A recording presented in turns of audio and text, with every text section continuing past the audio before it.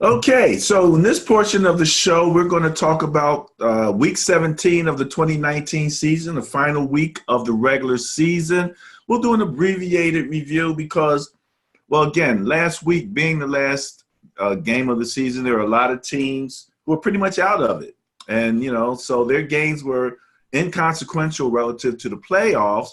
But then there were some games where you had some teams who had to fight to get into the playoffs all the way down to the last minute. And we're going to focus a little bit more on some of those games where people were required to actually get out there and play and not necessarily sit their starters. So, Ben, let's start out with actually what was the final game of the 2019 regular season. And man, what a game it was. Can you see that Bias Plus report for week 17 there? Yes, I can. San Francisco Niners at Seattle Seahawks with a Bias Plus score, 9.6 favoring the Niners. And you went against the bias. Oh, jeez. You going to remind me of that. Yes, Absolutely. I did. Right up front. Well, my thinking on that was that the Seahawks had a little bit more to play for, although both teams had spots clinched. And I figured that on top of the fact that they were at home were probably enough to get them over. But I was incorrect. The bias was for the 49ers. It was 9.6 points. They actually won by 5 points. So, again, net point power rankings almost right on the money. The reason I want to talk about this game is because both teams are going into the playoffs. One of them has to play in the wild card round. That's the Seahawks. But these are the things to look out for as both teams, I think, closed out the season very impressively. First of all, the 49ers going to be very, very dangerous in a game that didn't mean a whole heck of a lot for them. Jimmy Garoppolo was a very efficient 18 for 22 for 285 yards. You may say, 285, that's pretty good. It's almost 300. Did he throw for any touchdowns? No, he didn't. Why? Because he didn't have to. The passes he completed kept the chains moving and gave enough change of pace to a very strong running game, which is now headed up by Raheem Mostert. He had 10 carries for 57 yards, but he scored 2 touchdowns. So a very balanced attack on top of the fact that they have a really good defense. The 49ers are going to have to be reckoned with. It's going to be rough. It's going to be rough out there for whoever has to play them. The Seahawks, however, although they've had some disappointing losses, are right where they feel they need to be as far as, as good as they can be at this point, considering some of the injuries that they've had and the difficulties they've had on defense. Russell Wilson was 25 for 40 for 233, which wasn't great, but he did throw 2 touchdown passes. The running game was about as balanced as you can be, considering that they lost their top 3 running backs and had to go and bring Marshawn Lynch back. Ran the ball 12 times. He only had 34 yards, but he did score a touchdown. And Travis Homer, who basically nobody knew anything about, only had 10 carries, but got 62 yards. So their running game is still good enough, I think. It's barely good enough, but it's still good enough to make the difference between a balanced attack and having to lean excessively on Russell Wilson. So I think they're going to be in pretty good shape. The only question with the Seahawks is the defense. All right. Yes. Questioning that Seahawks defense there. Davion Clowney is back. It's going to be interesting to see how he reacts. We'll talk about that in the next section on the bias. Okay. Next up, we have Tennessee Titans at Houston Texans. Bias plus score 2.6. You're talking a net of under 3 net points per game differential between those two teams, but it favored the Tennessee Titans. And boy, did they go to work on the Texans. And I've been talking about the Titans all season. a little bit in the negative in the beginning of the season, but as soon as Ryan Tannehill came aboard, I jumped on the bandwagon, and he did not disappoint. In fact, he finished the season with the NFL's best passer rating, if you can believe that. Number 1 passer rating, Ryan Tannehill. On top of that, Derrick Henry led the league in rushing, and he's catching the ball out of the backfield a little bit more than he did before. So the Titans are going to have to be reckoned with. The defense isn't as strong as it's been in the past, but it's pretty strong. If you look back at our other segment that we did, the Tennessee Titans are going to be very tough. All right. Next up, New Orleans Saints at Carolina Panthers. Bias plus score. Now that's a nice hefty score of 13.7 favoring the Saints. Right. This game, on the surface, you're probably saying, why are we talking about this game? I'm not going to really talk about the game itself, except for the fact that Drew Brees came in, went to work, 19 for 30, only 253, but he threw 3 touchdown passes. You can't keep the Saints out of the end zone. It's going to be hard to keep the Saints out of the end zone. I could talk about Alvin Kamara, but he didn't have a lot of yards. He did score 2 touchdowns, and he had a couple of really big runs. The Saints are starting to gather momentum right at the exact right time. So again, team that's going to have to be reckoned with. And just some kudos to Christian McCaffrey. He broke 1,000 yards running and 1,000 yards receiving, which puts him in great company with Marshall Faulk and I think Roger Craig. That's great company right there. My Niners. Yes, sir. Let me say this much. I went back and was looking at the replay, and 2 things that came up. Number 1, Drew Brees reminds me, we talk about the quarterback as point guard, the distributor. Absolutely. And he's a great point guard. Yes, he is. Off the top of your head, tell me a great point guard that comes to your mind that kind of you could compare to, say that's kind of Drew Brees like. Or Drew John Brees. Stockton. Stockton would be a great one. That was easy. Stockton is a great one. Absolutely. Absolutely. I mean, you don't expect Stockton to – now, Stockton could score. Yes.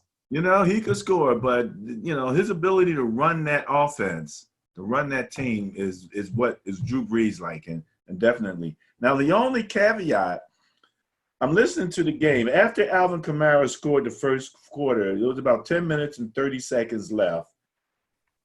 The announcers questioned the effort of the Carolina Panthers and basically said, you got to do better than that. that run that Kamara, they ran up and they were like, they looked like they were making some business decisions. So that kind of throws you off, and you know how battle tested you are if the other team is like kind of, you know, not really giving it their best effort. But the Saints are the Saints, you know, and we expect them to be competitive. Just, you know, I don't know how much you can put on that last game. So no, well, like I said, he didn't have a big yardage total, but he was able to break off some runs. And let's face it, the Panthers defense has been getting hammered by every running game in the league. So, I mean, at that point, they were probably like, you know what? Come on, man.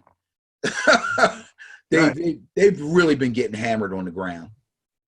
Yeah, absolutely. Absolutely. You know, all right. So what did you have next? You were talking about the Eagles. Am I correct? All right, let's go to that Eagle game and take a quick look at it.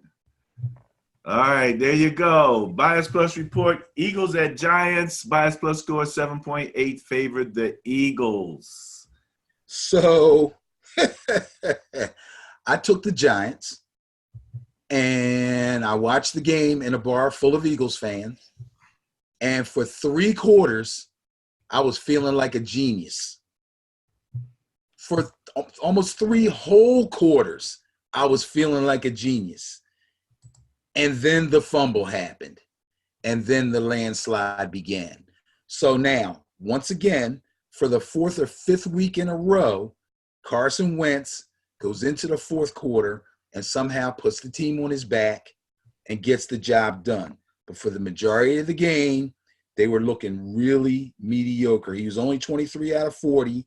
He ended up with 289 yards and 1 touchdown pass. And I don't have the exact number, but I know he threw for over 4,000 yards this year, which is a big deal considering all the wide receiver problems that they had this year. So kudos to Carson Wentz for that. Seahawks, don't let it be close in the fourth quarter. That's all I can tell you. The big hero, however, for the Eagles was this Boston Scott guy. Holy smokes. He only ran for 54 yards, but he scored 3 touchdowns and had 6 catches for 84 yards.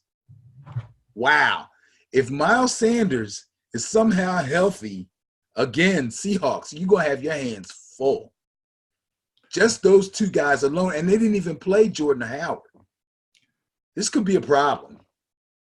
Interestingly, I was watching some breakdown on film. Our friend Nate Burleson on Good Morning Football was real all over Carson and how successful he was. Now, number one, we talked about Boston Scott weeks ago when we said that the coach went into the lab and created a Sproles clone.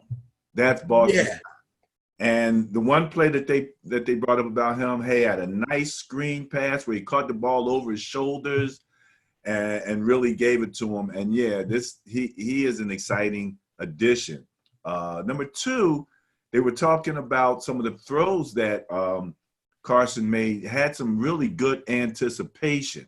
He had one throw in the end zone for a touchdown where they ran across like this, and he threw it to the man on this side. I forget his name. Again, one of the lesser-known people caught it for the touchdown. But the Giants were in like a 3-deep zone. And I'm wondering why the guy on that side wasn't on that side when he crossed over into that area. A disciplined defense is not going to give up their zone. Yeah, if you're playing zone, you can't chase like that. You can't chase. You can't run to the middle of the field. You got a guy already there, you know. So they're going to have to, it's one thing when you beat the Giants in that defense and you feel good about yourself, et cetera, et cetera. It's another thing when you're coming up against a disciplined defense, and when they're in that zone, they're where they're supposed to be. So we're going to see how they fare against more disciplined teams. You mentioned the 4,000-yard passing for Wentz. That's in relationship to no receiver having more than 500 yards receiving. And that in and of itself is a crazy analysis. And you mentioned something that just, we didn't talk about the Giants game, the Jets game, but I did want to mention, I did watch a little bit of that, and it was funny. They were just finished giving kudos to the quarterback for the Jets. Sam Darnold. They love Darnold. I can't with this guy. Wait. No, I'm wrong. The Bills. That's who it was. Oh, okay. It was the same game, right? Josh Allen, yeah. Josh Allen. So apparently Josh Allen had a bad game earlier in the season, threw like 3 interceptions or something like that. They interviewed him after the game, and like the next week, and he had a better game. And he said something to the effect of, I stopped trying to throw touchdowns and started throwing first downs. Okay. That kind of stuck in my, I like that, because I had just heard someone say who was in the draft recruiting genre that, a quarterback's first job is to get first downs. Okay. So I'm looking at him on the one play. It's like 2nd and 10. He snaps the ball. 4 receivers curl up underneath. The defense falls back into a shell with 2 deep safeties, and he throws a deep sideline pass. And I'm like, dude, you got 4 people open underneath. I thought you would just said you're going to be throwing first downs.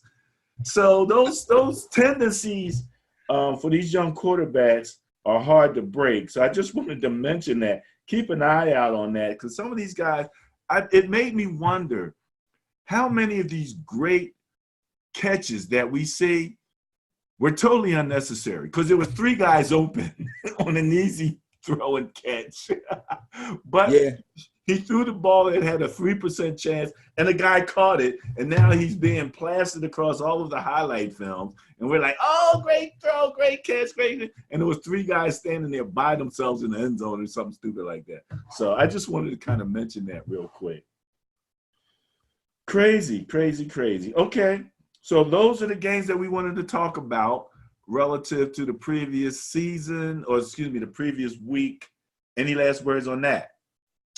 Nah, I'm done with that. All right, we're going to get ready to wrap up the review portion here and move on to the Buyers Plus report for Wild Card Weekend.